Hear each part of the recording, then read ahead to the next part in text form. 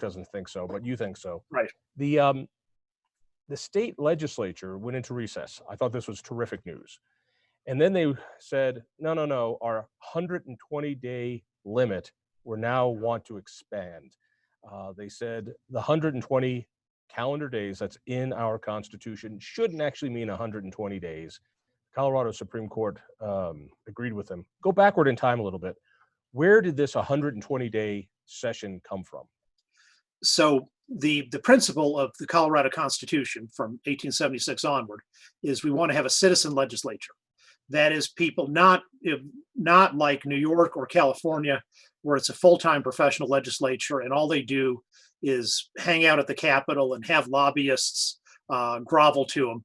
We wanted people to live in their communities and live under the laws they make. So, for example, Colorado's original constitution limited all legislative sessions except the first, where they needed to set up the entire state, to just 40 days every other year. Why didn't they just keep that? That's beautiful. 40 days. Well, and Texas is fairly close to that. They are, I'm not sure it's 40, but it's something 90 days every other year. 90 every other year. Yeah. Okay, and so, but by the mid 1980s, sessions, we were having sessions every year, and they were of an unlimited agenda and getting to be longer and longer. Often over 140 days, 160, 170 days. They managed to create an entire state government in 140 days, but just for like a regular session in 1985, say, they would go that long. So a bipartisan group of people, organized by common cause in large part, introduced a referred constitutional amendment. The chief sponsor in the House was Chris Paulson, the Republican majority leader. Wayne Knox, who's ultimately served in the legislature longer than anyone else in Colorado history, was the lead organizer on that. And it made a variety of reforms in the legislative process, saying what year was that? That was 1988, and it was called Gavel, give a vote to every legislator. So, for example, a committee chairman couldn't just kill a bill by refusing to have a hearing on it. That's called a pocket veto, and that abolished the pocket veto. It said the party caucus can't adopt a binding position on legislation. They can adopt a binding position on leadership positions and things like that, but they can't, if say one party has a 40 vote majority in the House and they vote 23 to 30 to 17 to be against some bill. In the olden days, that would mean all 40 had to vote to kill the bill. And so this gave legislators their discretion and freedom back. And the Gavel Amendment also said that no regular legislative session can be longer than 120 calendar days. Now, and I was around, and I remember the gavel vote. When it went to the people, was there any question to them, to any of us, including the sponsors, including those who referred it to us, that 120-day session meant you started on day one and calendar days meant consecutive days? Was it presented to the voters that way? Oh, absolutely. And it's a very clear choice of words. It's not 120 legislative days, because they knew about things that happened in New Mexico where you might have 3 legislative days that happen within 24 hours, or another legislative day might last 96 hours. They didn't want to have any of that manipulation. And they also didn't want to say 120 days is like, okay, well, we won't count weekends then, or whatever. They said 120 calendar days, which in English only has one meaning. It means 120 days in a row. When you wrote an amicus brief for this, which went up to the Supreme Court agrees with the Democrats that calendar days do not mean consecutive days. For me, this is just insane. Let me ask you the larger question. This is a good beer kind of question. Does an emergency, and I mean an emergency, trump the Constitution? That is, if the Constitution says 120 days, because we're all under house arrest, does that mean that it actually is flexible under an emergency? Well, not a real constitution, because a real constitution can have provisions for emergencies in it. And you follow in an emergency, you follow the emergency provisions. So the sponsors of the Gavel Amendment and the people were well aware we've had many declared emergencies in the state in the past. And they understood also that the Gavel Amendment, with 120 calendar days, didn't put any restrictions at all on the ability of the governor or of the legislature itself to use their existing powers elsewhere in the Constitution to call the legislature into special session. So they had an absolutely strict, no variance rule, 120 calendar days, that's it, for the regular session. And then if you don't get all the work done, or if there's emergency work to do, then you can have a special session called by either the governor or the legislature, and it can be on whatever topics either one of them choose, and it can be of unlimited length. But I think there's no emergency here. The governor could call a special session. We didn't need to distort the Constitution. Let me take a quick detour. Yes. If people want to be part of this, we want to be able to Zoom you in. So feel free. I think there's a way to put your hand up, and our trusty staff here will try to tell us that you're ready to come on and be part of the conversation. Warning, you're not allowed on if you don't have a drink in your hand and willing to tell us what drink it is. Now, you can lie, so that's fine, but there's got to be a drink in your hand. Otherwise, go watch National Geographic. Why would you lie about it? Like, you say that you're drinking fancy whiskey when it's really old granddad or something? It might be iced tea. Maybe you're dealing with a problem and you just don't want to do it. But the social pressure, at least here you can lie. Nobody's going to go up and sniff your drink to see if it's really alcoholic. Fair enough? Fair enough. The smell-o-vision has not yet been invented. We're working on it. What reasoning did the Supreme Court turn away your brief and other briefs that said 120 days in the Constitution means 120 days? They said that the phrase 120 calendar days is ambiguous. And so when the legislature enacted a rule that said, in essence, well, 120 calendar days doesn't count when we're in recess because there's a declared public health emergency, that was an acceptable interpretation of an ambiguous phrase. But it's not ambiguous. If I say I'm going to give you, if I borrow the money from you on December 3rd, and I'm going to pay you back in 10 calendar days, that means it's on December 13th. And there ain't no wiggling around, even though, weekends might come in between, or there's a public holiday or a declared public health emergency or anything else. And in fact, that December 3 and 13 was from a recent Colorado Supreme Court case where they were analyzing a rule about when illegal filing had to be done by a certain deadline. And the court used the example I just gave, that from December 3 to December 13 is 10 calendar days. It's 10 days in a row. That's the only possible meaning that's the only meaning that ever exists. So now that they've changed arithmetic and the calendar, what is it that's going to happen, not just this year, but 20 years in the future? I mean, my sense is they're not being silly about this. They're being accurate, or they want to change it so that in the future, we don't have a citizen legislature the way we do now. The general rule of a lot of at least some of the Colorado Supreme Court justices seems to be that the government always wins. Now, not when it's the people in the sense of the government, like when they enacted the Taxpayers' Bill of Rights. Those kind of citizen things or this constitutional amendment often lose, but the government in power is rarely found to be wrong, particularly the state government in Colorado, and that's their MO. Let's see if we can bring a couple extra drinkers into this. Let's see if we can get Steve Mueller on the line.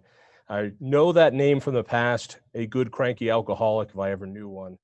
Let's see if we can bring Steve up. Steve, welcome. What are you drinking Hi, tonight? John. Good to see you, man.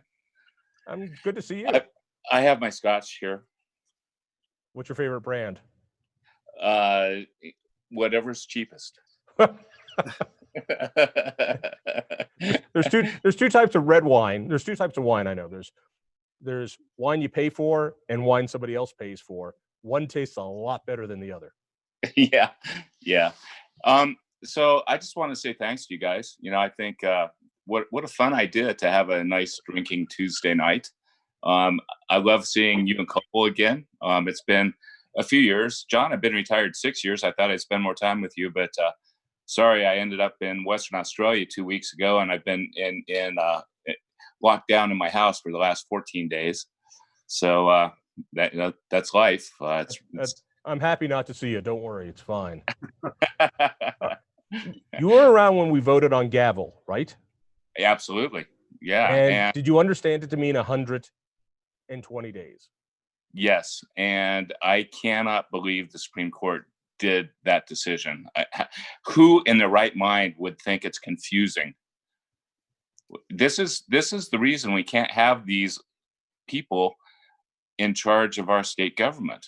I mean, we're going down a path that's incredibly difficult and dangerous for all of us. Another reason to drink. Keep it going. Hey, I tell you what. Let me talk to everybody who's trying to get in on Zoom. If you want to be on Zoom, you need to raise your hand. There's a button there, I think, that raises your hand, and then you can join us. Let's keep going. Let's see if we can get Steve C in here to join us for a drink. I think I might know who that is as well. So let's keep this rolling. Steve C, are you with us? Yes. How are you doing there, John? I'm great, thanks. How are you? I'm doing well. So here's my drink. And Michelle and I. Stop. No? Can I tell it? No. No? I can't tell it? Neither one of you are wearing pants. No, well, I was going to make an announcement. No, but we're not. Hi, John. How are you? I'm great. How are you? Good. Good. And I do have a drink. Good for you. Yes. Well, So, I guess we'll have to. We'll Say that for the next family reunion. Right. Yeah. Okay. Yeah. Anyway, what a great idea, and we're doing okay. Not really enjoying. How's the lockup? How's the lockup treating you? What's that? How's the house arrest? Well, actually, I'm considered a essential person, so I've been going into the office. What makes you essential? Well, I haven't quite figured that out. This is the question we're all asking ourselves. Yeah, that is kind of the question we're all asking ourselves. But apparently, that's it. And I'm getting more work done. And Michelle is very kind and saying, "Okay, see you later. Have a good day. Bye now." Bye, honey. All right. All right. Thank you. Nostrovia. All right. So let me bring it back to Kopel for a second. And by the way, the whole thing about being essential, this I find so insulting. So the government chooses winners and losers in business all the time. It's nothing new. It's what they love to do. Now they get to choose who is essential. And I'm essential. You're essential. Anybody who's got a job is essential. Dave, what is essential to you besides your Indian Pale Ale? Well, I think your point is right, that the list of what's essential is totally arbitrary. Some things are in the Constitution in Colorado, like guns and marijuana. So I suppose that gives them a head start on being essential. But more importantly, it's not fair. So, for example, they just closed down Hobby Lobby. Well, is it essential that you can do needlepoint or crafts or all those things? No, I mean, it's not a matter of, it's not like a pharmacy where you need medication to keep yourself alive or healthy, but it's really good for mental health. There's a lot of people who are home right now, and, some of them are self-medicating with alcohol or whatever. And I think that's okay, because you certainly wouldn't want people getting the DTs and ended up in the emergency rooms and stressing the hospitals if they're sort of forced to go dry. But it's pleasurable, and it makes the confinement easier. Well, for other people, instead of having some whiskey, they'd like to have a craft project they can work on. And I suppose you can order that from some online store, Target or Amazon or whatever. But why not? If you can walk into an alcohol store with proper social distancing, limiting the number of people inside, In my view, it would be my view is no shirt, no shoes, no mask, no service.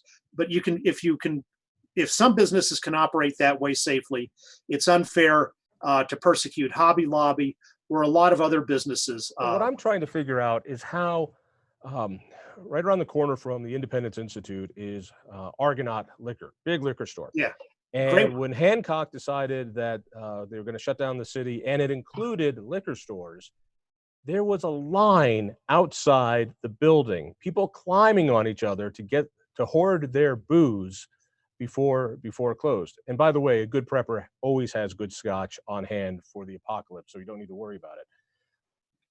But then, after seeing people climb on each other, he said it's an essential business. So a liquor store is essential, recreational pot is essential, but if I want to get a cigar for my friends over at Smoker Friendly, they may not be able to stay open depending on the locality because that's not essential. Who the hell gets to make those choices? Well, it's preposterous that somebody that those choices are being made. But the fact is, legislatures have delegated to the governor or the mayor, or sometimes even to just appointed health officials, that kind of sweeping dictatorial power. And I think once this is over, there's a lot of things we need to go back and rethink, and this is one of them. I'm in favor. The government's power to have a quarantine in a epidemic or a pandemic is well established since American Revolutionary days and thereafter. But there's got to be some more fairness in how it's done. I tell you what, I want to go to a couple of Zoomers here, and then I want to bring in our colleague, Rob Natelson, who's been doing just a ton of work on this as well. So let's go to Justin North first and say hi to Justin and hoist a glass with him. So Justin, tell me, what is it you're drinking? Hi, John. I've got a Wibby here from a brewery out in Longmont. What's a Wibby? Wibby It's woo-woo? some sort of light ale. I live in Indiana right now, so this is all I could find from the great state of Colorado. So. Congratulations. So Cheers. where are you right now? I'm about 30 days from graduating from Notre Dame Law School before I move out to the south suburbs. So I'm here in the south. Congratulations. Are Thank you you. at home? You are under home arrest as well? Yeah, and how? And how are you dealing with it? Best I can. Classes have moved entirely to online, and everything's a little bit weird. But other than that, it's not that different as a law student because really I just sit in my room and study. Are you angry about this or are you happy about it? I'm extraordinarily angry, but not because I'm stuck in my house, but because I'm confident that I know who caused it, and it wasn't America. So I'm angry. Who caused it? The Chinese Communist Party. You think so? I do. I was going to ask, I spent the 14 years before law school in the Marine Corps. And now that I'm allowed to have opinions about politics and policy and to speak those opinions, I'm mad. I'm damn mad. And so my question for you is actually, now that I can talk about that sort of stuff, now that I can get involved, how would you recommend doing that? Well, first of all, don't become a lawyer because the last thing we need is another lawyer. Now, actually, we need great lawyers like Dave Kopel and Rob Natelson. We need people to get involved. But what's been shocking for me is how complicit people seem to be about being put under house arrest without any sort of due process. That the media especially seems to be giving kudos to those people who are putting us under house arrest without any challenge about their love of the First Amendment, which I thought gave us a right not only to free speech, but the right to assembly, the right to worship, and the right to due process. And I don't see any of that. Yeah, I couldn't agree with you more. I see every day it seems like the government's getting bigger and bigger and taking bigger and bigger bites, and people are just taking it. I just saw the other day, I think it was yesterday, up in Alaska, a small regional airline went bankrupt and the local government just seized the property and started redistributing it on their own. It's things like that are absurd, and that's what's got me angry. I tell you what, let me bring it back to Dave Kopel. And while we do that, we're going to do a little set switch here. But Dave Kopel, you talk about constitutional rights, I thought I had a right to assembly. I thought I had a right to free speech. I thought I had a right to due process. Where to go? Well, as interpreted by the courts, your constitutional rights can be overridden, at least temporarily, in some kind of emergency, particularly a pandemic. And you might not agree with that, but there is a lot of precedent on that. And maybe it's incorrect, but that's the state of the law as interpreted by the courts these days, and for many decades in the past. That doesn't bother you? Yes, but that I'm just telling you what the law is, and I don't think, and I think it is not illegitimate. I think quarantine rules can be and sometimes are legitimate, depending on the circumstances. But I mean, look at what the Fifth Circuit just did today. Some people think abortion shouldn't be a right in the Constitution, but as interpreted by the courts, it is. And yet, in Texas, we now have basically a ban on abortion, on elective abortions. Not required by the mother's health, which is supposedly due to the need to conserve resources in the CCP virus emergency. And it's obviously specious, because abortion clinics are typically self-standing. They're not performing other procedures. They don't have people with CCP virus or any other disease coming into them. Let's see if I can bring it over to our other legal beagle here, who just took the place of a mannequin. I don't know if that works or not. So, Rob Natelson, you've been writing a ton. You can read it all on CompleteColorado.com about the questionable constitutionality of this. So let me ask you first and foremost, what does this state order say? Am I fair to call it house arrest? John, I'm not answering any questions, so I get my Until you get your beer. Oh, that's right. You need a beer. how about that banquet? Banquet. Of course, it's There you cool. go. It's course. It's cool. Great. Okay. I wanted Corona. Well, wear your mask. Okay. This is a time-honored way of lubricating a lawyer's mouth. Like that, you need any. I've heard you talk. Time-honored way of lubricating mouths generally. Is this constitutional? And when I say it, I mean the statewide house arrest, the lock and order. I think it's overreach, John. And let me explain what I mean. Dave is absolutely correct. There's this long history of allowing government to impose quarantines and require vaccinations and all sorts of other things that we consider really intrusive. But we're right now in uncharted territory. We've gone beyond that. A quarantine, you take a family that's sick and you put them in an area where they're confined, like their home, or sometimes you'll rope off an area that's filled with the epidemic. But the whole idea of closing down the entire economy, we didn't even do that in the Spanish flu epidemic. And that made coronavirus look like a walk in the park. What exactly does the order say? What did Polis's order say exactly? Because for crying out loud, John, it's 16 pages long. You're a lawyer. Look, you've got Governor Polis's order, right? And then he authorized the Department of Public Health and Environment to issue their order.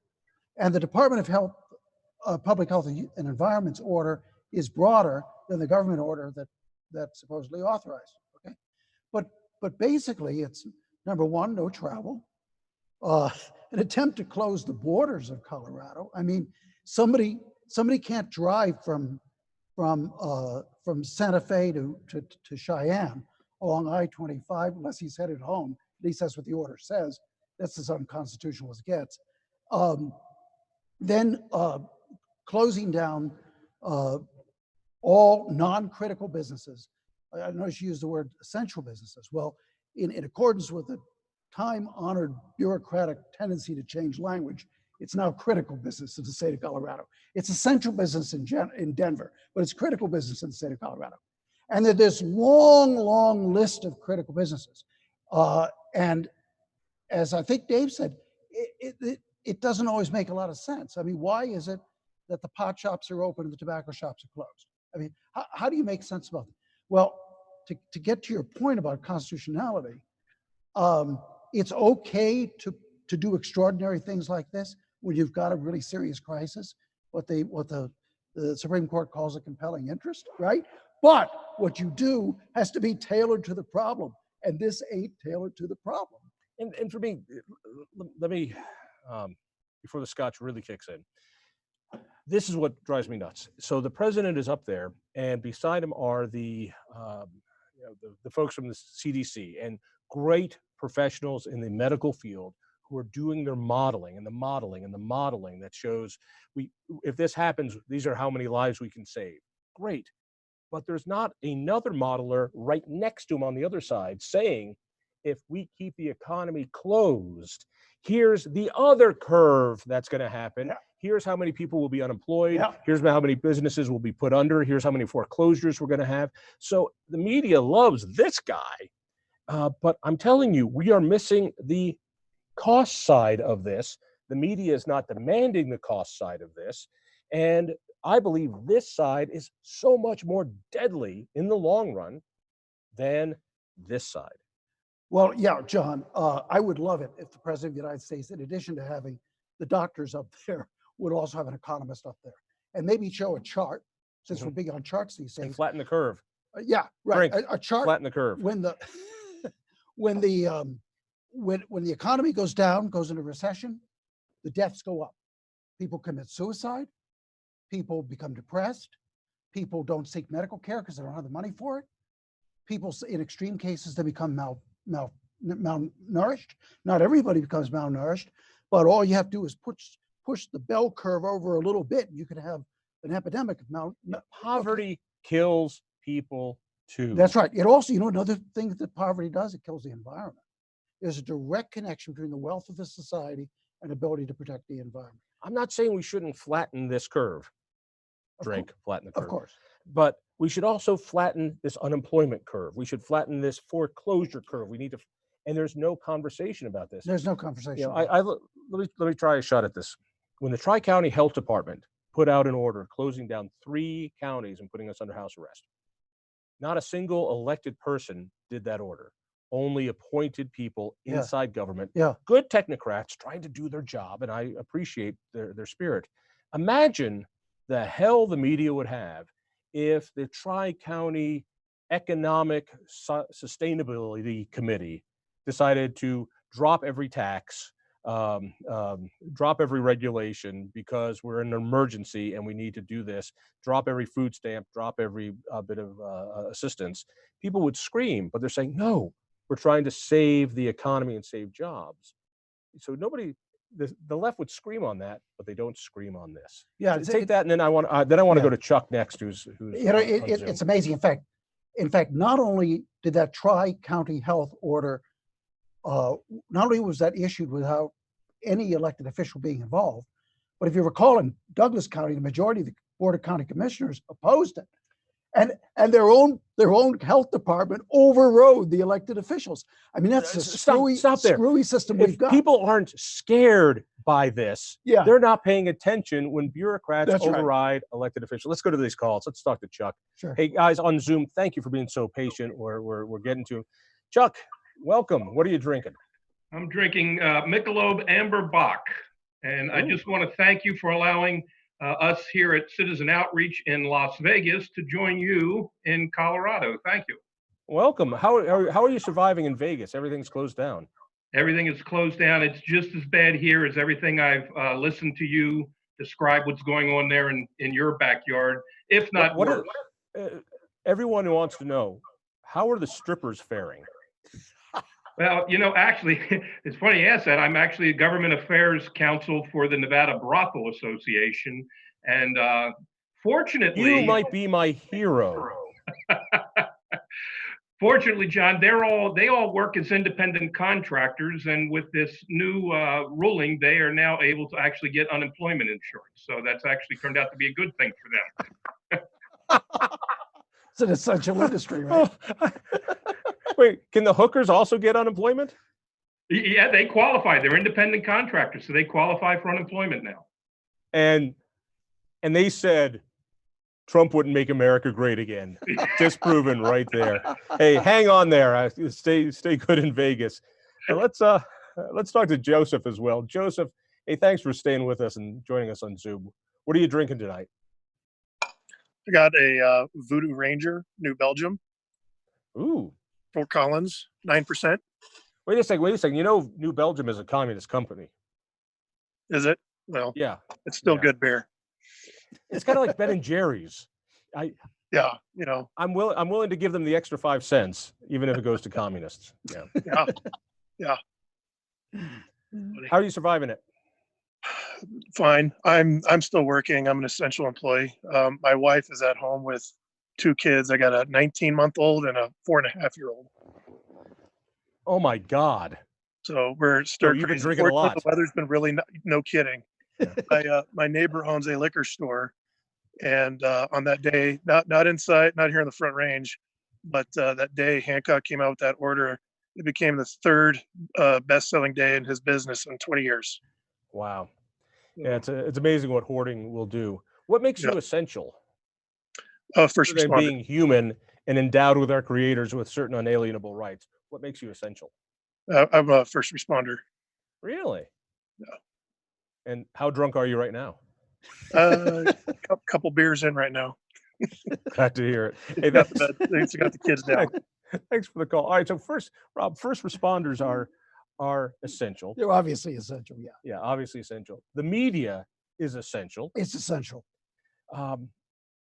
We're We're the media, of course. We are the media. Yeah, we are the media. Independence Institute helps out with That's Complete right. Colorado out of our building, our studios, including this very bar That's right right. here, And because I'm a we regular, are the media. I'm a regular columnist for the Epic Times. By the way, the Epic Times has been on this story from the beginning. When all the other media were talking impeachment, the Epic Times, which is an international newspaper for those folks who don't know it, they were covering the coronavirus, which they've named the CCP virus. The label that Dave used means Communist Party, Chinese Communist Party virus, and their coverage is still great. It's just absolutely terrific. And the fact that they publish my articles Makes them even better. That makes them even better. Yeah. All right. So the other day we got a complaint here at the Independence Institute. Yeah. Because apparently too many people walked out of the building at the same time. Even though we've got studios, Complete Colorado, columnists, talk show, we've got our own studios here and radio setup. And I thought about it, and the city came knocking and said, wait a second, we got this complaint. My thinking is this: if the complaint came from one of our political opponents who's got their binoculars out trying to find a way to close us down, well, I can almost respect that because they're just that squirrely. What worries me is that it's actually some fascist little nannyist who saw 4 people walk out of the building. We had an interview with them, and it was family members, and they all walked out together. And they call up the city and start ratting out the fascist part of this scares me. The way that people are so comfortable falling in line and now starting to turn on other people. I never thought, I know this is out of proportion, so take it for what it's worth. I always wondered, how does Hitler happen?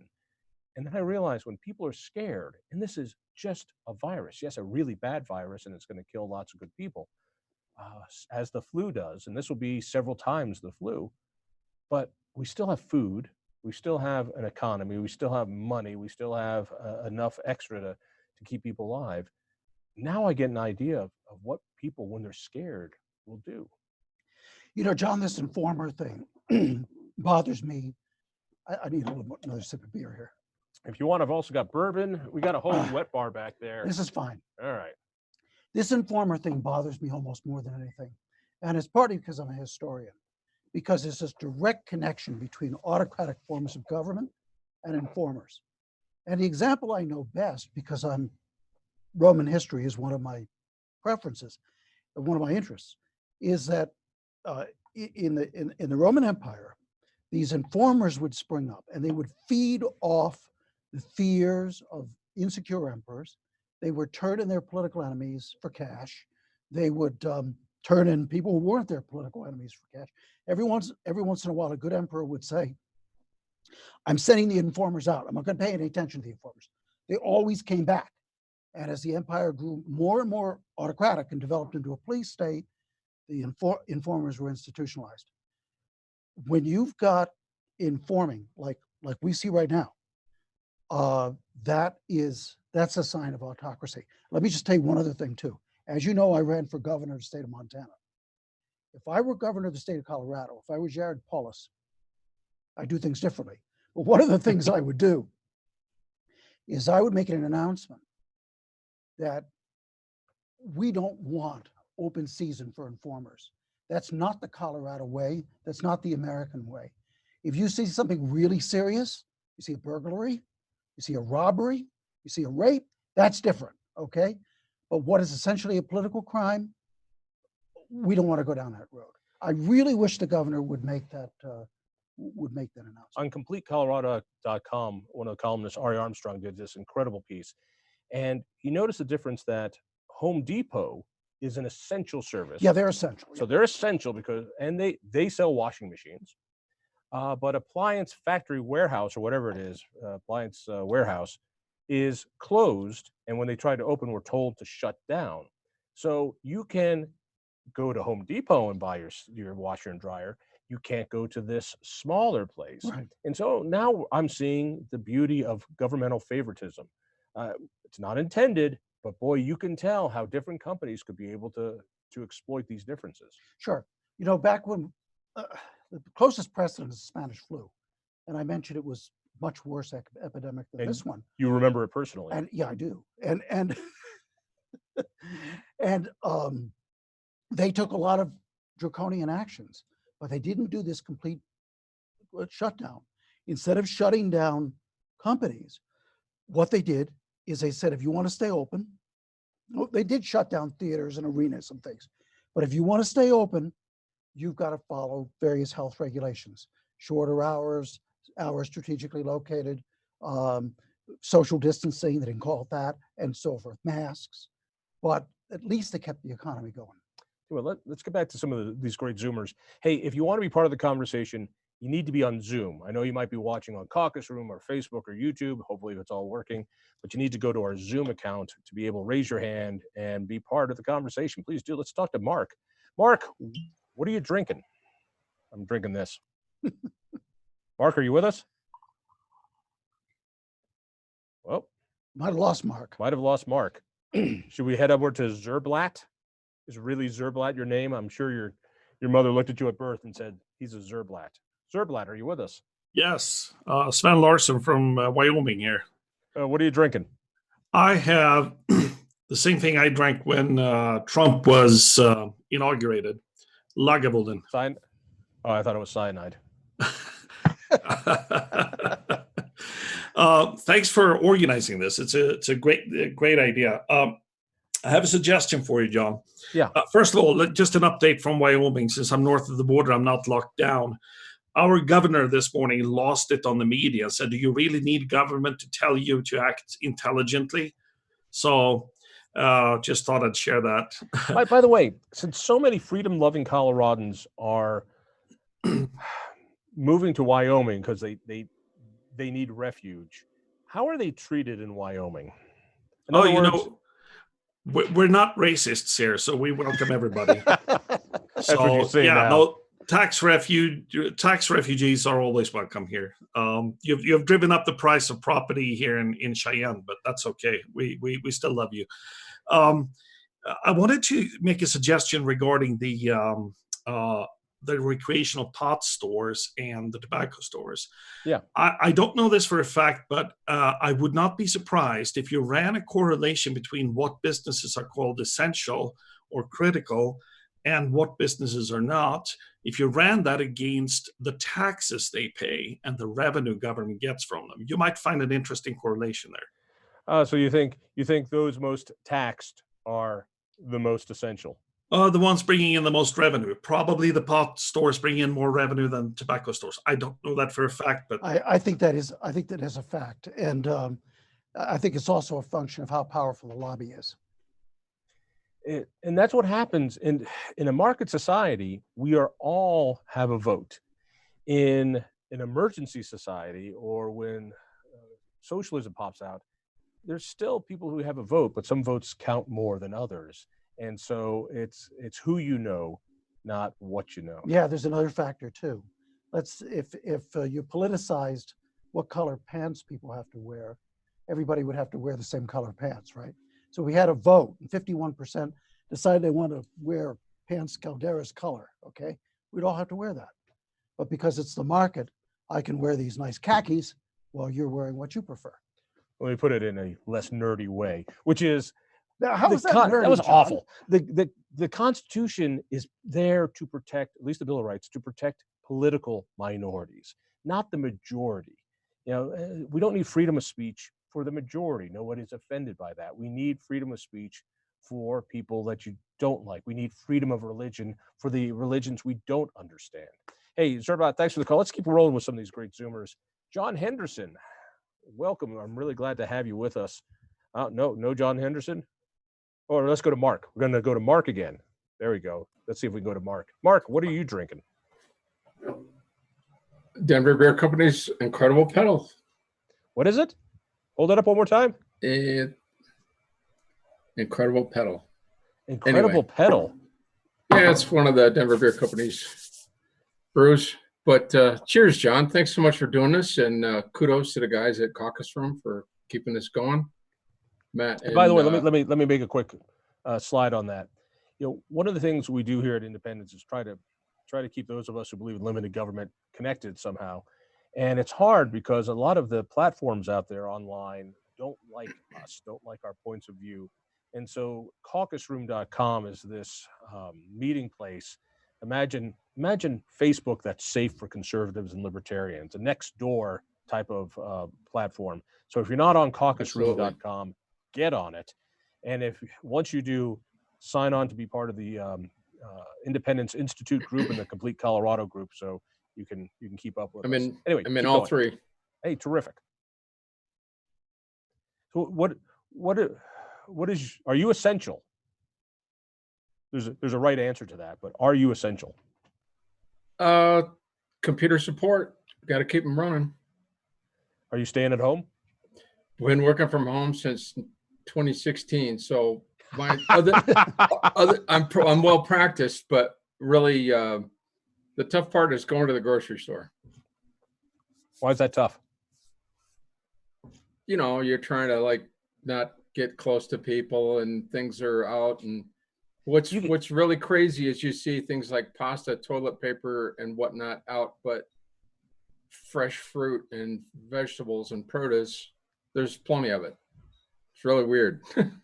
Hoarding is an odd thing, and I think what it is people want a sense of control. You have a garage full of toilet paper, you feel at least some sense of control. They want what you have. Yeah, indeed. I'll tell you, John, they could end the hoarding overnight. Just like no. I said hoarding. Hoarding, not whoring. I don't know what you're into. We're not talking about Nevada here. Okay. His mind's in Vegas. You can end the hoarding overnight. You just let the price go up. But the grocery stores don't want to raise the price because then they'd be accused of price gouging. Is there such a thing as price gouging? Listen to me a second. If the price goes up to $20 for a pack of 6 rolls of toilet paper, only people who really, really need it are going to get it, and they're going to get maybe one package. And the hoarding's going to end, and then the price is going to come down. We've seen it over and over again. Is there such a thing as price gouging? Not between consenting adults. There's price gouging if you force somebody to buy something, but nobody forces you to pay $20 for a pack of toilet paper. Point made. Let's keep going with these Zoom calls. Hey, thanks everybody for your patience as we're figuring out all the technical issues. Let's talk to John Henderson. John Henderson, what are you drinking? I'm drinking Jack Daniels on ice. And as a lawyer, all right. So it wasn't just that he's drinking Jack Daniels on ice. It's drinking Jack Daniels on ice, which made it all worthwhile. Yeah. You know what a difference 3 or 4 weeks make, not only in the issues raised by this whole quarantine thing, but in 3 or 4 weeks, we've gone to accepting what I would call monetary theory, where the government essentially is becoming the insurer of all things, including incomes. Now, of course, government was responsible for the shutdown orders, mainly local government and state government. But now we're discussing yet another stimulus plan before the first one is even kicked in. And stimulus really isn't the right word. It's almost income replacement. That we're accepting that the government basically can freely print money in any quantity for any purpose. And essentially, and at the baseline, that's an attack on savings. Savings is a source of investment in the United States, and now it's government is the source of investment. Government is the source of income. Government is the source of the guarantor of incomes in an emergency situation. And the long-term implications of that, even the medium term, are quite phenomenal. I doubt many people have really been thinking this through, but looking at the pace at which the government is talking about printing money, the $6 billion we've just authorized, and they're already talking about an infrastructure program that is what, 2.5 times as big as what Obama ran through. And the results of that can only empower government. This one interests me probably more than anything else. Corona, we're gonna conquer. That's it's gonna be ugly, but we'll get through it. Every president in the last 20 years has inflated the money supply. We were angry when W did it. We were really angry when Obama took it and went skyrocketing. And now because of this, we're making money out of thin air. When we see money being made, printed, it can cause a collapse. It can cause a world war. And we're blind to the fact that we are just printing out money. I know our governor says that everybody's going to get $1,200, and he says that's your pay to stay home. Well, no, pay is something that's voluntary. Yeah. Pay is you do this, I pay you. This is more like slavery. This is slavery, and I love this thing is, you know, we're just asking you to stay home. No, you're not asking us to do anything. You're ordering us to stay home. And it's not the coronavirus that has put down businesses. It's not the coronavirus that has caused unemployment. It is a government shutdown, a government action, not because people aren't visiting the restaurants, which would be a natural way for them to go out of business. No, this was the heavy hand of government killing people's livelihoods. This $1,200 isn't a payment to stay home. It's reparations for taking away your livelihood. John, you know, like most people who are responsible, I've got a nest egg put away for retirement. And they inflate the currency. They can destroy my nest egg. They can destroy my retirement.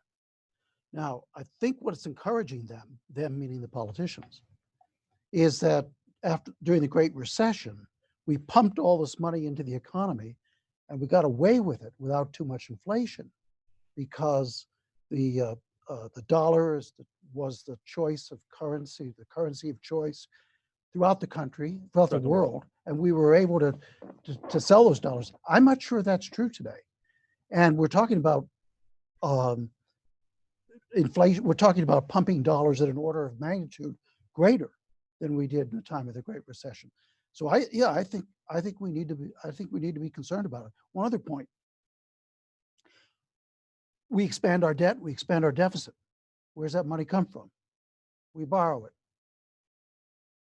Who's one of the main sources of borrowing? The Chinese, right.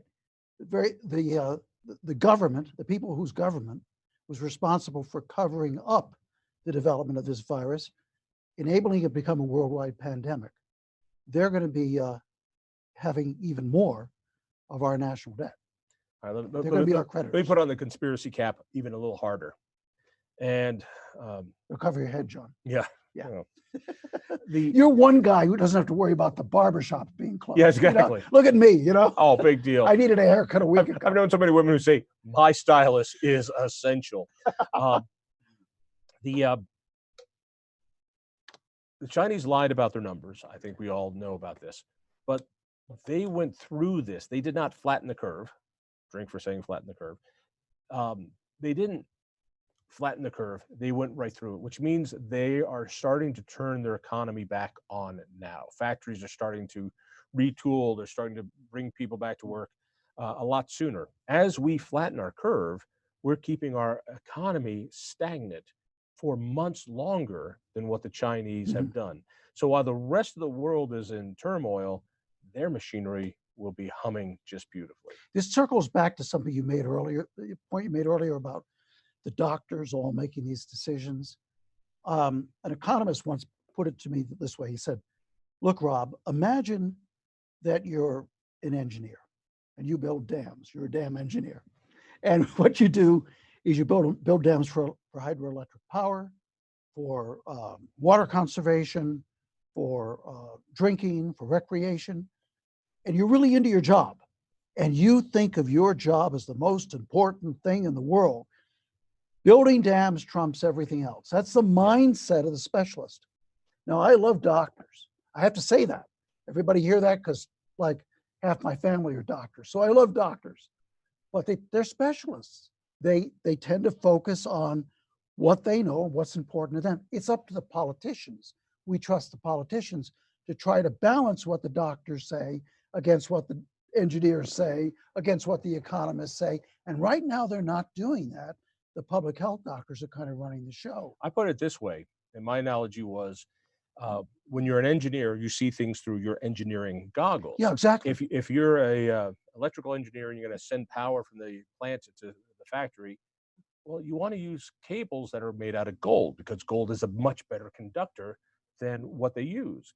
But it takes somebody outside to go, yeah, we can't afford to do that. Right now, it's those specialists with their goggles on, the CDC, who are running the show, and they have the media eating out of their palm.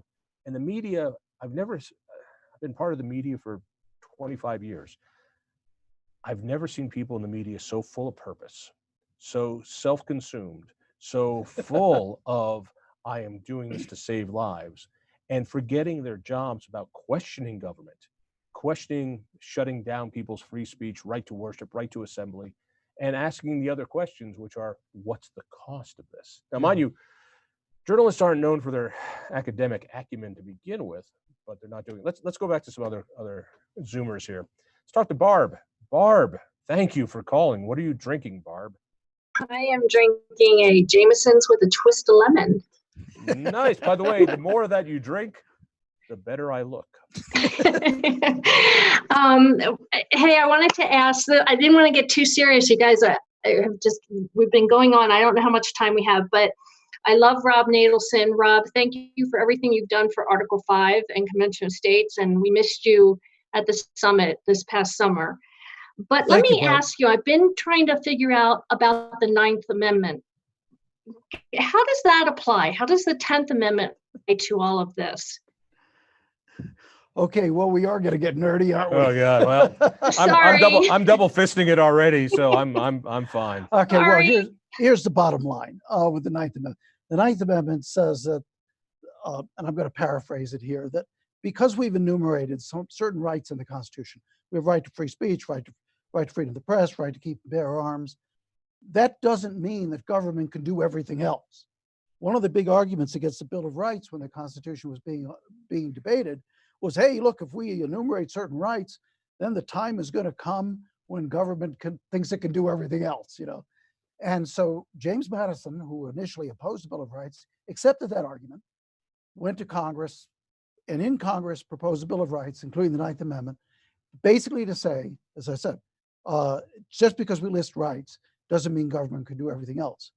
P.S. What in fact has happened is the nightmare of the opponents of the Constitution has become realized that now we have the Bill of Rights that protects those rights for the most part, except maybe right now, and then government does everything else. this is also an interesting exercise in federalism. Yeah. So if you, Well, yeah, the Ninth Amendment was actually supposed to be the chief protection for federalism. Today we think of the 10th Amendment as that, but the Ninth Amendment was supposed to be the real protection for the states. So the idea is, well, why isn't Trump doing more? Why didn't he do this and why didn't he do Yeah. that? And I think there's plenty of things to ding him on, particularly early on, and what the CDC failed to do early on. But we are the United States of Right. America. Not the United And so that means a Republic. lot falls on state governments, including what governors are doing and what legislatures are doing and what local government is doing. In a way, this is a real test of federalism. Am I wrong on that? No, you're right about that. I'm really amused by these people who think that, or used to think, that Trump was a closet fascist and an authoritarian, and now they can't wait to have him execute fascist and authoritarian orders. I mean, wow. I think he's actually, in some ways, had the federal government do too much. I don't think this so-called stimulus package is a very good one, but he did say something right, which was he doesn't have a general police power, which is what the states have: police power, general governance power. The states are supposed to be the line of defense against pandemics and other emergencies. And he says every state's different. I mean, as of this morning, when I checked the death toll on the Epic Times, I found out that there were over 4,000, 5,000 deaths in New Jersey and New York. There was 0 in Wyoming. And Wyoming, as our Wyoming caller said, is not under a general lockdown. So an order that would apply in New York or New Jersey would simply make no sense in Wyoming. That's why we have federalism. Let's get back to the phones here and keep drinking. By the way, join us on Zoom. Raise your hand in Zoom. Thank you for being with us, and just keep the drinks rolling. Let's talk to Wayne. Wayne, what are you drinking tonight? Hello? Hey, Wayne. Hey, can you see me? Okay. Sadly, I can. Can you put yeah. Dee Dee on instead? That's the great That would be Wayne, good. isn't it? For those who don't This know, is, this is the great Wayne Lageson, my editor at the Gazette, and happy to be under house arrest because he doesn't like going out anyway. That's right. Wayne, You work for me now. What? John says I got to be nice to you. Yeah, I do work for you now. Please. You work for me now. You shouldn't have kept me on hold. I raised my hand a long time ago. What's the deal? Yeah. So this is Patty's Irish whiskey on ice. I got my plastic straw. And in case I get tired of that, I got some Tito's on hand. Good. Is that Yugoslavian? What? Tito's is Texan. Tito's is, I was tequila, right? Tito, Yugoslavia? No, it's vodka. It's handmade vodka, craft vodka out of Austin, Texas. It's amazing. All right, so Like the Gazette in Colorado politics has been how to put it. You have been very careful to make sure that you put lives first, but you haven't been hesitant to call government overreach on what they're doing. Tell me a little bit about it. Well, for one thing, tomorrow's editorial deals with that. Although it's pretty complimentary of our government, of our governor here in Colorado. What we're seeing all over the country is a blatant, and I'd love to hear Rob's take on this, a blatant violation of the First Amendment, as pastors are getting arrested for holding worship services, and abortion protesters are being arrested for violating the stay-at-home order. And even if it's one person was outside an abortion clinic in San Francisco and got arrested. Inside the abortion clinic were all sorts of people assembling in the lobby for abortions. That is an essential or critical service, even though it's an elective procedure. And protesting outside is illegal. Having a worship service or a prayer service is illegal. But all sorts of other things like pet stores are essential, they're critical. Pot stores are critical. Liquor stores are critical. I get that one. That makes sense. But so they're cracking down on religious gatherings, and I don't think that's possible. I don't think that that's allowable under the First Amendment. There is not a virus exception to the First Amendment that I know of. I believe it was the Gazette did a article, and I think TV down in the Springs picked it up on. There's a church down there. It seems mostly African American who refuses to abide by this house arrest, and so far, the Colorado Springs police haven't come and arrested them yet. No, and they won't, because that's where Jared Polis did the right thing. He read about that and he watched the video, and nobody was close together in this service. Everyone was social distancing. It's clear in the video. They were flouting breaking the law. The pastor of that church said that she was not going to let state government quash their religious liberties, their free exercise of religion. Jared Polis saw that and he rewrote his executive order. He edited it to make an exemption for religious events. And I thought that was extraordinary on his part. Now, Ron DeSantis in Florida, there's a megachurch pastor down there who was arrested, handcuffed, and taken away. And Ron DeSantis, to his credit, said the state does not have the authority to do that. My executive order does not tell anyone they can't have a religious service. And if anything in the First Amendment tells us what is an essential service or a critical, the word being used in Colorado is critical, it would be religious exercise. There's no mention in there of any of these other things. Not saying that the First Amendment doesn't apply to all other things, most other things, but it certainly applies to assemblies for the purpose of religion. Wayne, I've known you for a long time. I've hit on your wife for decades now. Yes, you have. Indeed. I don't let you over anymore for that reason. You can't come over. Let me ask you what will certainly cause you a lot of trouble when you go to work tomorrow, which is I don't go to work. the media role in this, in that, and I've talked to several reporters, and they are full of purpose. They are full of zeal. They are saving lives, and they seem to turn their back on some of the things that journalists of old used to die for. First Amendment rights, checking government power. I swear to God, the post-Watergate journalist, if he saw what was going on today, he would see conspiracy. He would see government overreach. I'm not seeing that from reporters. Why? No. Or am I just not? I'm not. Or am I out of tune here? No, you're not at all. And what we are seeing from reporters is this sort of self-righteous narrative that they're not people of science, but they mostly respect people of science above all else.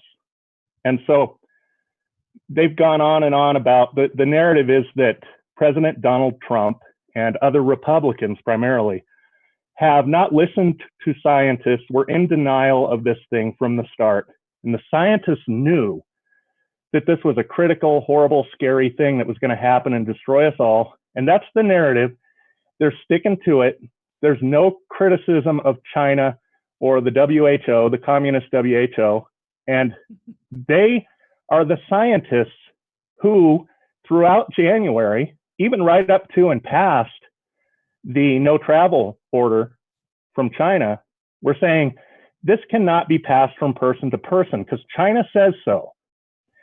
This is not a big problem. Dr. Fauci continued through January and into early February saying the American people do not have to worry about this very much. It's not a big deal. There are multiple audio clips of him saying just that on podcasts, radio interviews.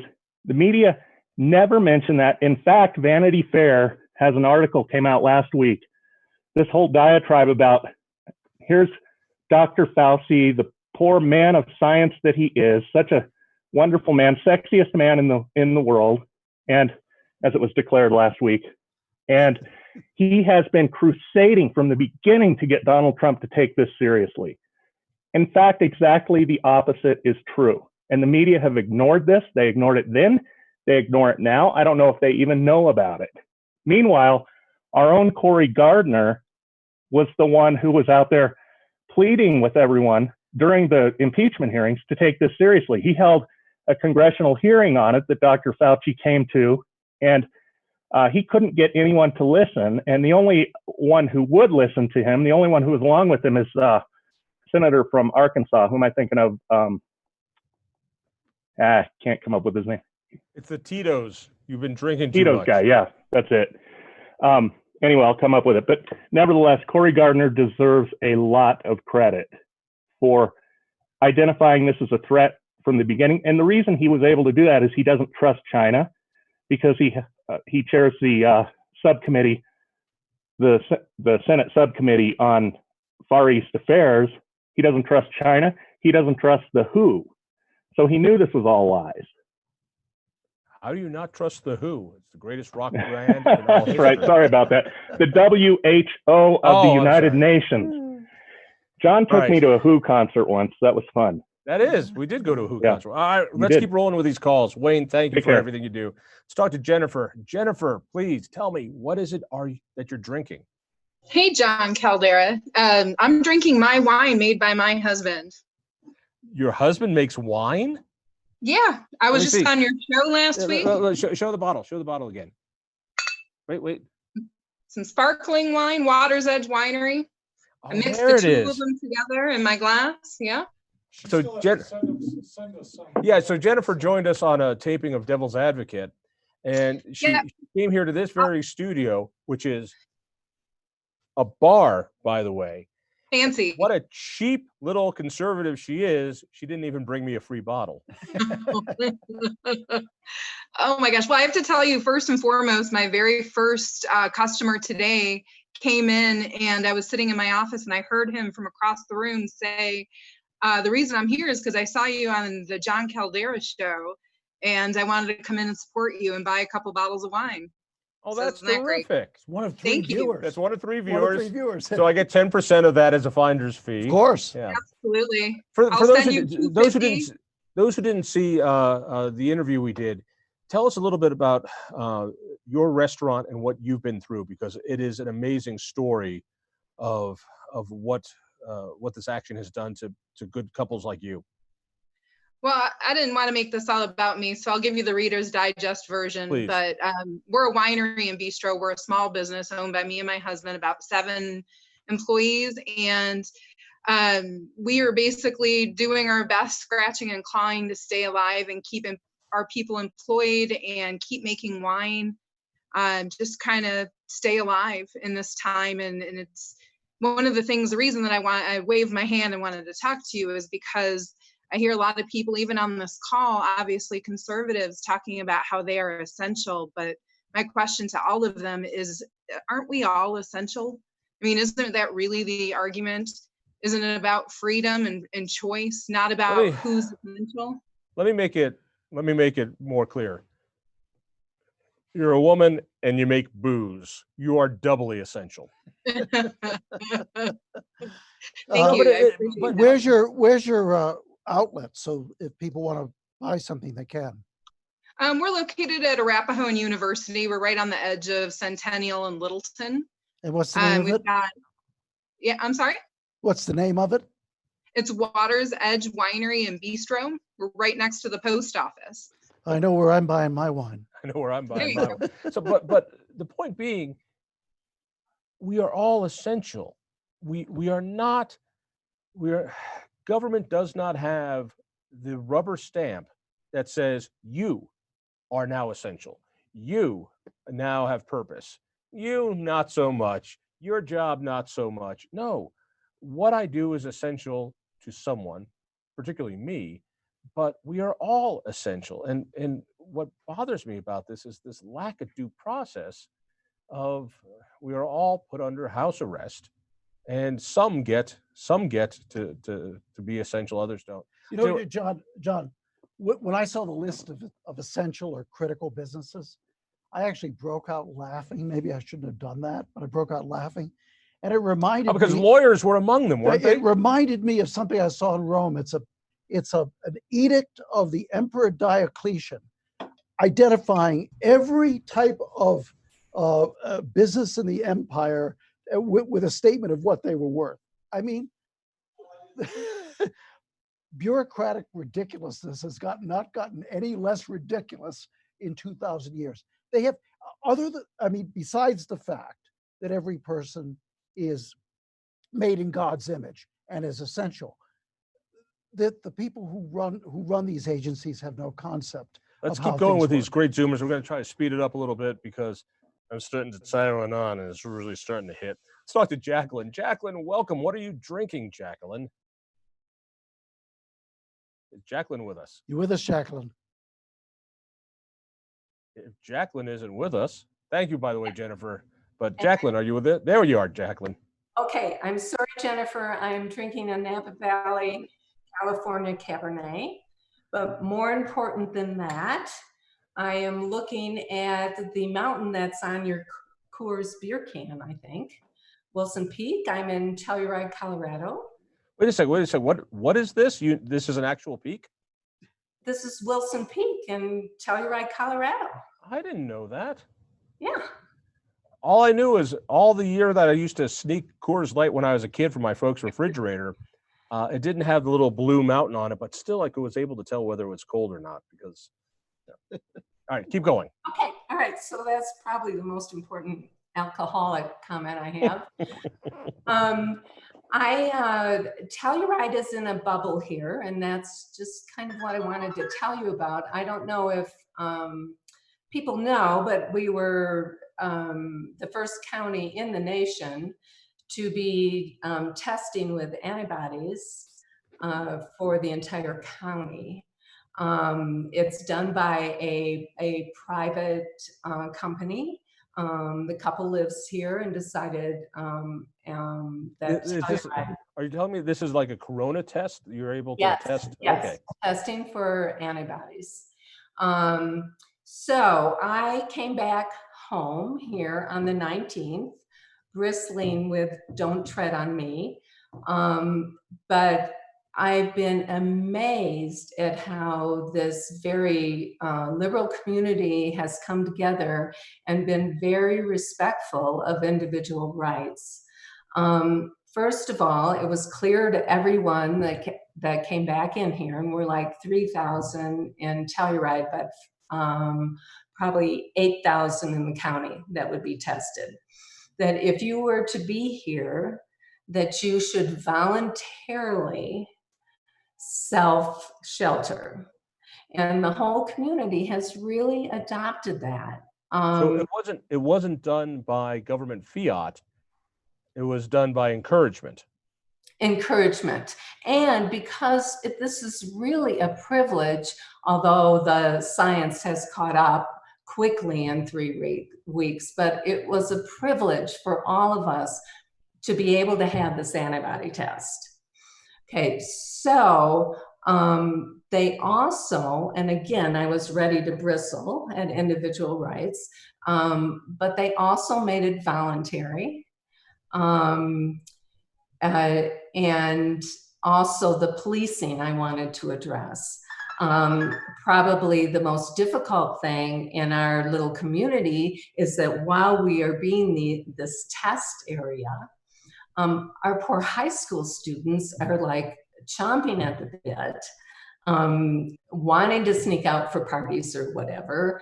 We have this radio show, and every noon on Kodo, they bring up all the news and the latest on the coronavirus and what's going on in our community. And people are constantly calling in saying, I saw so-and-so sitting next to so-and-so on the whatever. And to the credit of this community, everyone's saying, police yourself, stay home. So very, very kind of interesting bubble I'm in, especially from an individual rights standpoint. Thank you for the report from the very liberal Telluride. Yeah, I spent some time in Telluride a few years ago, and that was exactly my impression is the kind of community it is. Oh, it's out there, but thank you so much. All right, let's keep going with this. Let's talk to Jill. Jill, welcome. I need to know exactly what you are drinking. I am drinking a Cabernet Sauvignon from 14 Hands out of a Trump Winery wine glass. A Trump winery? There's a Trump Yep, winery? the There's Trump- no such thing as a Trump winery. Yeah, there is. The Trump family owns a winery in Charlottesville, Virginia that I was at last year, and seriously, the best wine I've ever had. Oh my God. Make drinking great Amazing again. wines. All right. Congratulations. What do you have to add for us? Thank you. Yeah, I have two questions. Number one, why is golf an essential? I was walking past a golf course today and they were in groups of 5, all in golf carts. There is no 6 feet or 6, social distancing there. That's my first question. How is golf an essential? And number two, how many of your suggestions did Jared Polis take into consideration and implement when he called you to ask for your advice? Let me answer the first question. You answer the second. All right. Okay. Golf is, I think, viewed as essential because it's an outdoor activity, but they're still supposed to engage in social distancing. Then how in the world are cities taking down tennis nets at courts? Isn't that crazy? That is insane. So here it is, the perfect thing where you're socially distanced and you're not letting people play tennis. Yeah. But yeah, agreed. On the question, I want to compliment the governor on a couple things. He did reach out to us. We gave him some suggestions, including things on accepting licensing from other states when it comes to medical personnel, allowing restaurants to give beer out even though if it goes off premises, to relax some of the other restrictions that go on with licensing, to do things online as much as possible. Our own Dave Kopel is working with them on how to make the concealed weapons permit more palatable without going in for fingerprinting. So on those issues, I think he's been really, really open to suggestion and talking. I give him a lot of credit for that. But on the larger issues, these issues, I think, will get turned around after this crisis is over pretty quickly.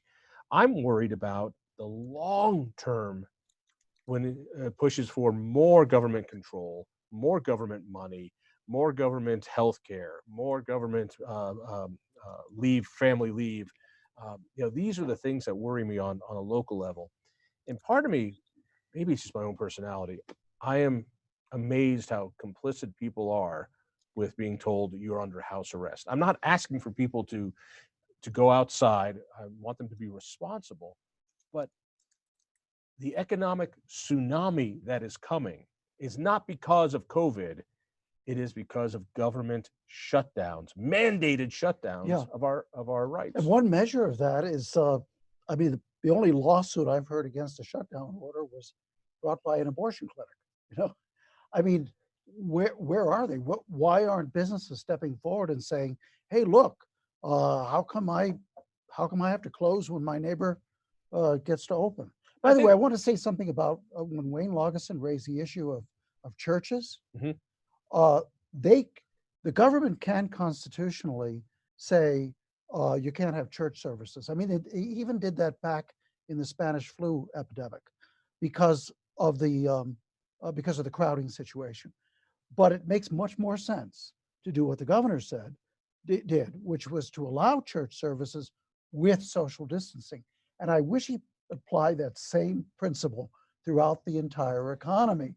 Allow businesses to open so long as they take the health precautions. Right. I think it's one thing to say, I run the health department. We take a look at restaurants. Restaurants need to make sure that tables are X far apart. Yeah. Great. Sure. Fine. That's terrific. But to say you can't be in business and to do it so easily, so quickly. Yeah. What happens when a real crisis happens? What happens when and I'm not saying this isn't a real crisis, but for those people who compare it to World War II, it's like, World War II. Or an epidemic like Spanish flu. Right. Yeah. But this is not either one of those. And World War II was years long, not months long. Yeah. And people were being killed and people were being gassed. And this is not like that. Let's keep rolling. Before you do, one other point, I got to get this in, because Dave used the term quarantine, and one of our callers used the word quarantine. This lockdown, this house arrest, this is not quarantine. Okay, quarantine is when you take sick people or people who are at risk, and you say you got to stay in your home or in a certain area. This general lockdown that goes far beyond any quarantine. All right, let's go back to some of these Zoomers. By the way, we'll unmute you from this end when we bring you up. And thank you for being patient through all this. We're trying to figure it all out, and they're all drinking too, so it's perfect. Let's talk to Stan. Stan, what are you drinking? Hey, how you doing? I am drinking Pikes Peak Incline, and I'm almost out, so I've got to go get some more. What is Pikes the name Peak of the beer Incline? from a local brewery here. Is that in the Springs? Yes, it is. They've got a couple of stores down here, and they make great beer. So, hey, before we kind of get into a little bit more of a serious conversation, I wanted to mention, and I think the person has left now, but there was somebody on this Zoom meeting whose first name was Coors and last name was Beer. Now, I definitely have to applaud that. You know, that's a great name. And I just wonder if that's a legal name or just a little bit of a pun for the meeting. But anyway, either way, it was pretty neat. So I liked that. And I wanted to mention, you know, in the kind of a component of a conversation here, in our declaration, we state that we have inherent rights to life, liberty, and pursuit of happiness, and that governments are constituted amongst citizens to ensure those rights are protected. So this is an issue about saving lives, and that we have a declaration that says governments can be used to save lives. So I think it was Mr. Kopel, Dave Kopel, who mentioned that the governor does have this authority to do these declarations. And I believe that the Declaration and the Constitution places that there. But I think there's another point that's really, really important. Right after that, it says that the powers of government are derived from the consent of the governed. Now, what that means is that when this is all over, the governor needs to be held accountable to his decisions.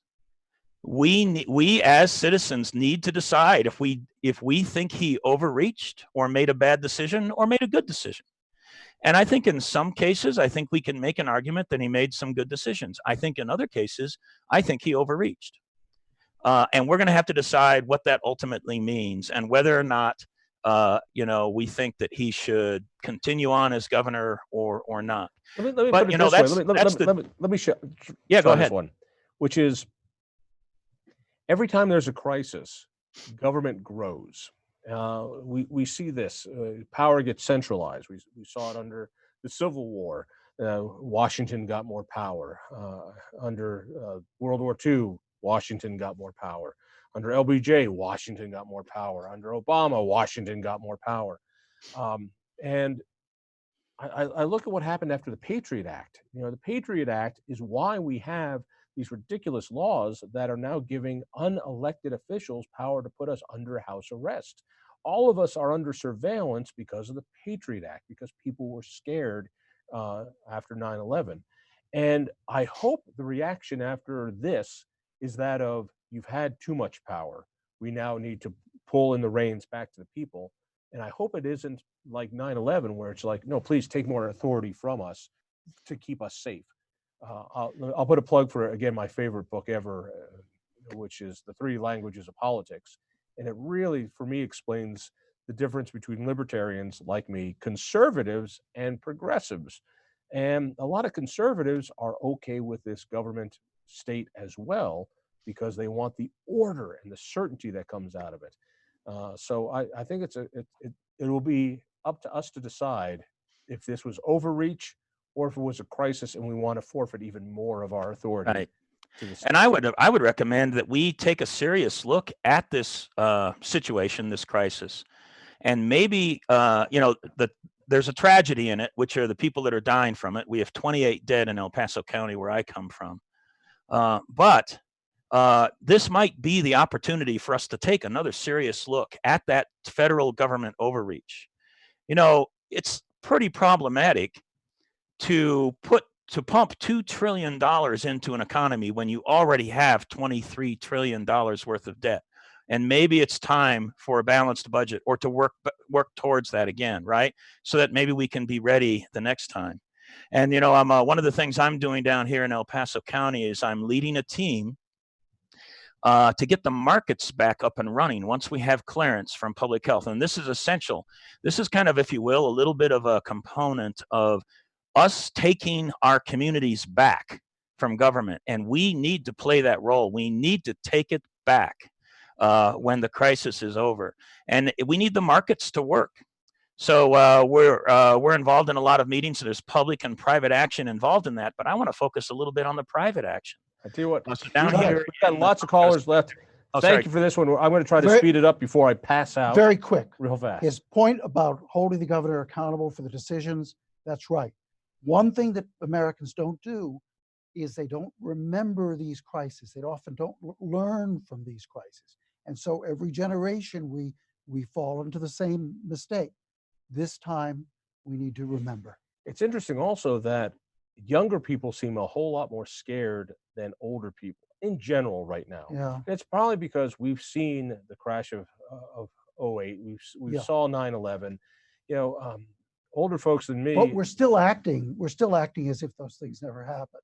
I mean, when I was teaching law at the University of Montana, we would read about the case that authorized the incarceration of 120,000 American citizens of Japanese descent.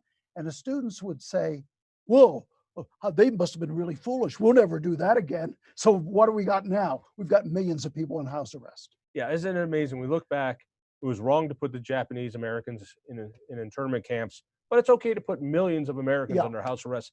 Let's find out what Scott's drinking. Scott, what are you drinking?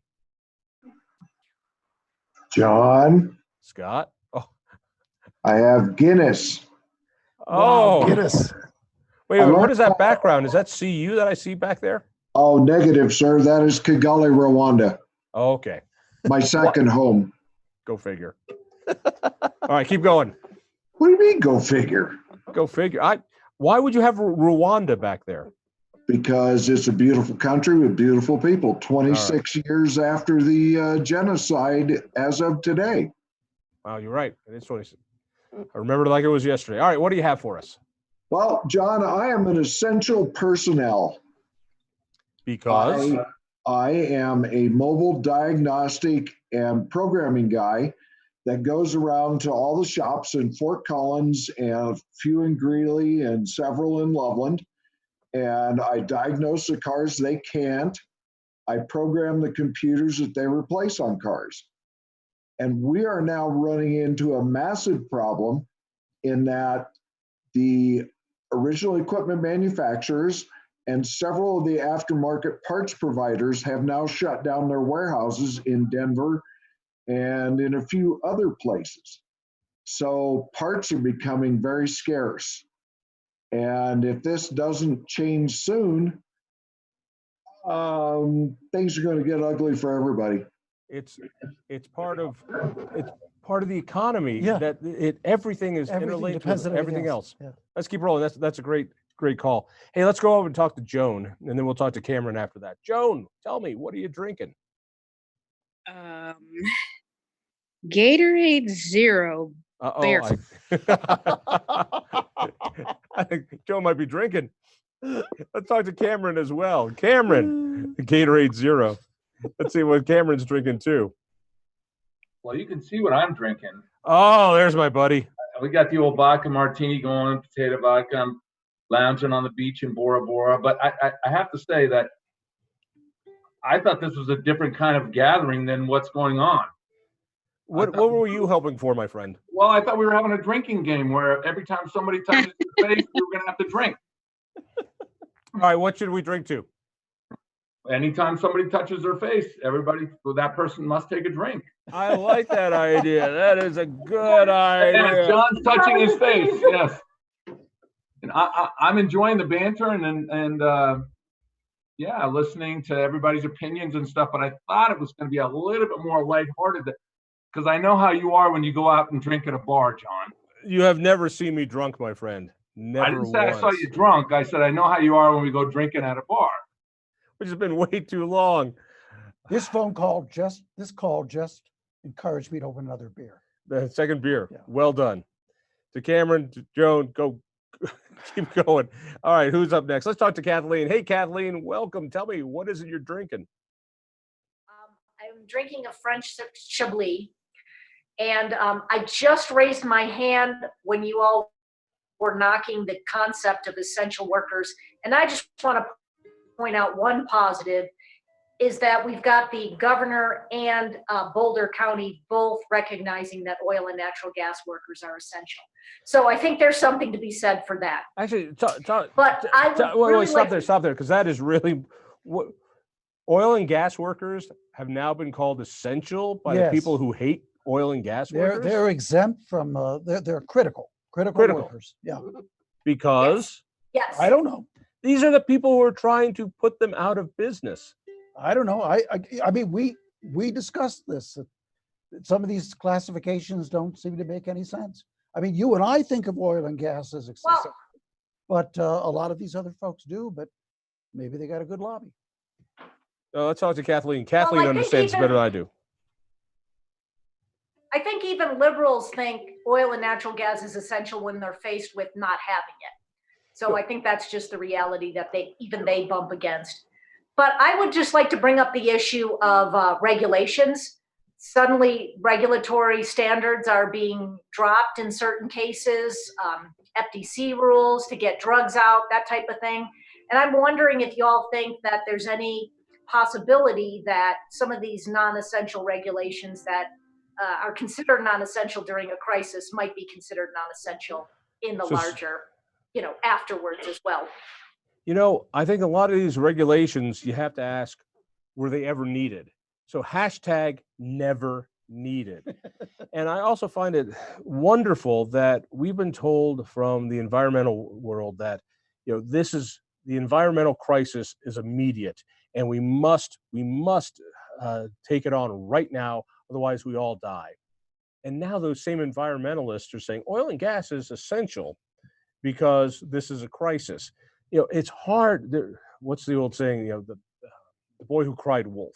Yeah. We've been told that too many things are a crisis. Now this is a crisis. And the last thing we want to do as we're closing down all of Colorado is close down oil and gas development, which keeps our lights on and keeps people employed. Yeah. All right, let's keep rolling with this. Kathleen, thank you so much. That was incredible. Let's talk to Scott. Scott, tell me, what are you drinking, Scott? I am drinking the Macallan 12 out of my U.S. Sniper Competition shot glass. I want to see that. I don't think you are. Oh, wow. All right. I proved wrong. All right. What do you have for us, Scott? Well, I want to first say that everybody should remember that the Colorado General Assembly has the power, I believe it's after 30 days, to override the governor's emergency declaration. So the General Assembly can get together and say you're over the top with this if they want to. Anecdotally, I went to the grocery store today and I saw about half of the employees in the grocery store wearing masks and the other half not. When I talked to the manager about that, I said, "Why aren't you wearing masks when I'm wearing a mask?" And by the way, I'm wearing the real deal. He said, "Well, it's not required yet." So I told him, "Well, the rest of us have to wear a mask. Maybe you should too." And I sent an inquiry into the Colorado Department of Health and Environment to ask them whether or not their guidance on when you leave the house, wear a mask, applies to employees. But the thing that concerns me the most about what the governor did is it's a and Scott, I tell you what, we lost Scott.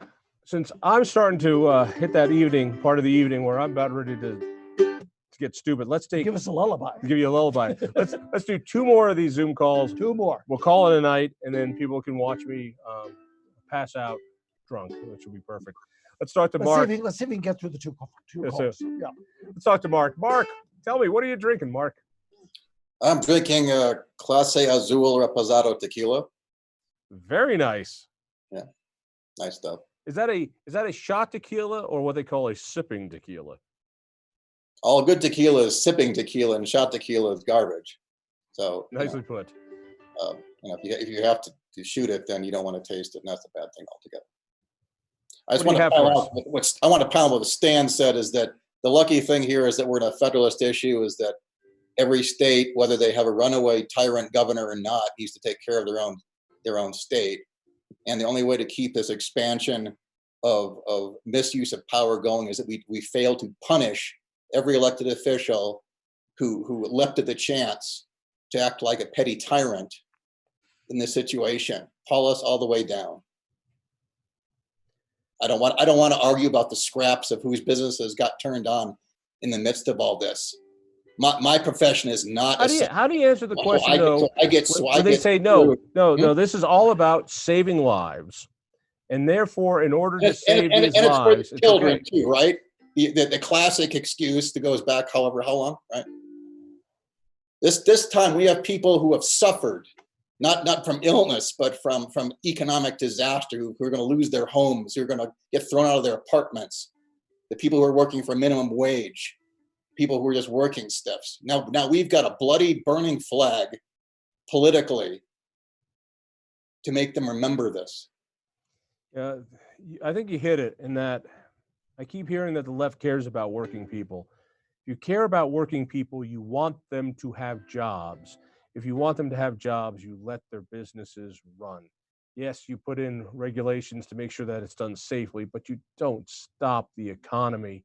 I am scared for what's. I don't want to get into too much detail here, but if you go through the order of what's exempt and what's not exempt, you see a strong class bias. Really? Tell me about that. What do you mean? Well, for example, lawyers are exempt. Government is exempt. Government continues to get paid. Media is exempt. Media is exempt. A lot of laborers are not exempt. See, a lot of ordinary people are not exempt. Waitresses are not exempt. They're waitresses who typically earn below minimum wage and then make it up in tips. They're not. They're out of work. So there is a strong class bias that runs through these orders. We're going to take one more caller. Scott, thanks for that call. Let's talk to Ace, and then we're going to call it an evening, and maybe we'll do this again. I want to thank everybody for being part of this. I just wanted to get out and have a few drinks with people and talk some regular talk. So Ace, tell me, what are you drinking? Can you hear me? I can hear you. We can hear you, Ace. It says tap to speak on my screen, so I wasn't sure. That's all right. I'm drinking IBC Dark. Now, if you don't know what that is, what dark? IBC. All right. So anyway, I'm promoting a convention of states. That's one way we can tell those SOBs, swamp rats in Washington, that they have to do what we say. We can put them all on Social Security and Medicare, and they'll fix it now. We can take away their lifelong benefits when they leave office. We can put term limits on them if we want to. We can take away their private fund of, sexual harassment lawsuits. They're using our tax dollars to pay for that shit, not telling us what they're doing. Sorry for the language. Anyway, there's lots of things we can do, but we can take back the power that they have illegally usurped from us. And I guess the best example I can give is when they write laws that apply to us and not to them, like insider trading, when they all got filthy rich doing that and then started putting us in prison for it. Yeah, that's my spiel. We need a convention of states. We've got 17 states on board right now. Wisconsin was the last one to pass a resolution for that. We need a total of 34. If we all get on the bandwagon and start calling our representatives, the senators and representatives for the Colorado State House, and tell them we want them to write and support a resolution for a convention of states, we'll get it done. And believe it or not, there's support. Well, there's only one guy I know who is the king of convention of states, and that's this man right here, Rob Natelson. Tell you what, do 10 seconds on convention of states, then we're going to talk to Chris, and then we're going to call it a night. Not the king, just a humble scholar. It's a movement to propose amendments to the Constitution that would rein in the federal government and impose term limits. And I'm all for it. And go to Complete Colorado and to your page on thinkfreedom.com at the Independence Institute. Well, if you go to the Independence Institute sponsors a web page called the Article 5 Information Center, which gives you a lot of information about how this process works. All right, let's bring it home with Chris. Chris, you're going to be our last Zoomer of the night. Tell me, what are you drinking? Hi, Chris. Well, I'm working right now, but I'm going to finish this off maybe later tonight. Just some tequila. Tell me where you are, and I will be there in 15 minutes. All right, I'm in Gunnison, Colorado, but nobody can know I'm in this group. I have a question, and I know you had him for a town hall, but Congressman Ken Buck stood up and opposed the CARES Act, and I almost fell over dead. And then I read your column a couple days afterwards, pretty much with the same position that he had. And I want to know who came up with the position first, who came up with the idea first, and did that spur you into having a town hall? Which I had no idea that I thought he voted against the CARES Act. he did. He did vote against. He did vote He against the opposed CARES Act.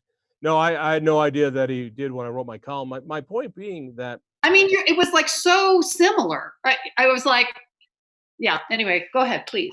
great minds think alike. Apparently, my concern is that of unleashing this amount of money through political means. Political means will always be perverted. It is who you know. It is the leverage you have. Well, it's a great example is $25 million for the Kennedy Center. Right? I was just going to say that. That's part of the bill. Now, the Kennedy Center is like basically an opera house. You know who patronizes the Kennedy Center? The rich, right? So we're going to give $25 million to an institution mostly supported by the rich. That's supposed to be part of a COVID-19 bailout. It's insane. Hey, thank you so much. I tell you what, let's go to Dave. Is Dave Kopel still with us? Because I would imagine Dave would only see his feet at this point in the evening. Dave, I think Dave's probably under the table by now. Dave has got to be under the table. Dave, are you under the table? Well, and part of me is, but you should. Dave, put a cap on this for the evening for us. You've been wonderful throughout it all. Well, you like Rob better than me, obviously. You know. Well, no, Rob was man enough to come in. He suited up. You're still under quarantine. See, I've been exposed to the virus now, Dave. Probably from John. That nobody knows what happened when the camera was off and was looking at a guest. That's my concern. I'd like to have you release the full video of what was going on when the camera wasn't on you. The public needs to know. It's only fair. Yeah, from a guy who we haven't seen the lower half of him all evening. Yeah. Hey, Dave, thank you so much for being part of this. Rob Natelson, thank you for being such part of this. A particular thanks to Tyler Massey, who's been trying to keep all this together. Damon Sasso, who's good night, Tyler. Good night, John. Good night, John David. Boy. Believe it or not, this was a real pain to put together to make it work. But the idea is that we want to be able to make sure that we're still stay connected. I hope you go to CompleteColorado.com every day for all Colorado news, all Colorado COVID news as well, and commentary. I hope you check out Think Freedom. I hope you go to Caucus Room. There's more of us out there than you know. It's okay to be politically incorrect. It's okay to be a little different. It's okay to be an individual, even in these days. And so one last It's okay thing. to be drunk. It's okay to drink too. To freedom and to the independent citizen. Thank you and good night.